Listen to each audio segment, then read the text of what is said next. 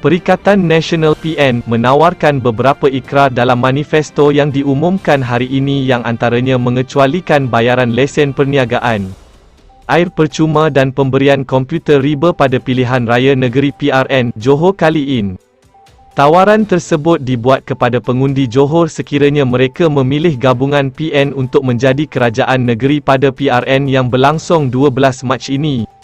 PN menyediakan ikrar berteraskan 8 tunjang utama, berpacukan 24 strategi dan berlandaskan 145 pendekatan. Ikrar yang ditawarkan ini bukan retorik semata-mata. Ikrar ini adalah suatu komitmen yang realistik dan praktikal bahawa kerajaan negeri yang bakal dibentuk kelak adalah sebuah kerajaan yang berintegriti, cekap dan prihatin rakyat, kata pengerusi PN, Tan Sri Muhyiddin Yassin semasa melancarkan ikrar tersebut di Johor Bahru pagi ini. Bagi memastikan ekonomi Johor mampan melalui pendigitalan sektor perusahaan mikro, kecil dan sederhana PMKS, Muhyiddin berkata pengecualian pembayaran lesen perniagaan akan dilaksanakan sekiranya rakyat Johor memilih PN untuk menerajui kerajaan negeri. Selain itu, penyediaan hub PMKS dan skim prihatin PMKS, pengecualian sepenuhnya bayaran lesen perniagaan bagi PMKS di seluruh negeri Johor diberikan untuk tempoh 5 tahun agar usahawan PMKS dapat terus menjadi antara pemangkin utama ekonomi Johor. Dengan perancangan yang holistik, lebih banyak peluang pekerjaan berkualiti dan berpendapatan tinggi dapat ditawarkan untuk rakyat Johor. Di samping itu, pelbagai aktiviti ekonomi tambahan dalam sektor pertanian, perikanan dan perkhidmatan akan disediakan, katanya lagi.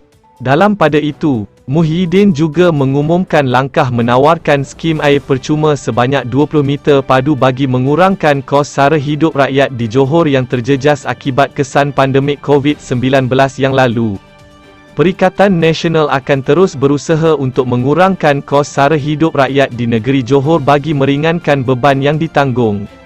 Oleh itu, Perikatan Nasional menawarkan skim air percuma sebanyak 20 meter padu kepada isi rumah berpendapatan rendah, memperluaskan program jualan prihatin rakyat, meneruskan pengagihan bakul makanan Johor Prihatin secara berkala dan memperkasa penyelarasan pengagihan bantuan prihatin rakyat bagi memastikan tiada kumpulan yang memerlukan tercicir, termasuk OKU, katanya lagi.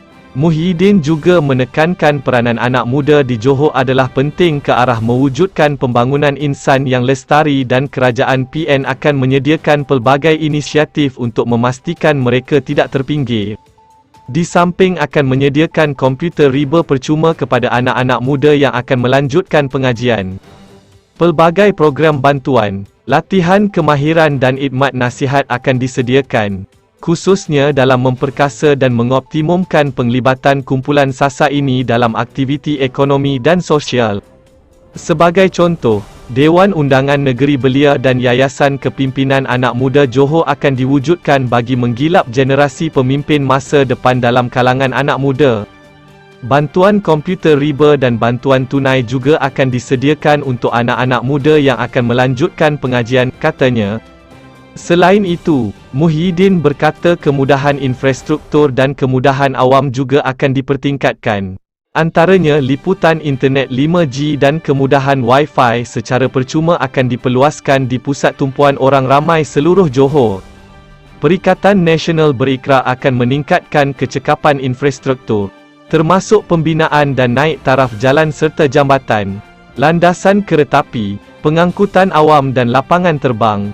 Seiring dengan keperluan akses internet, liputan internet 5G akan dipercepatkan dan kemudahan hotspot Wi-Fi secara percuma disediakan di pusat tumpuan orang ramai, katanya lagi.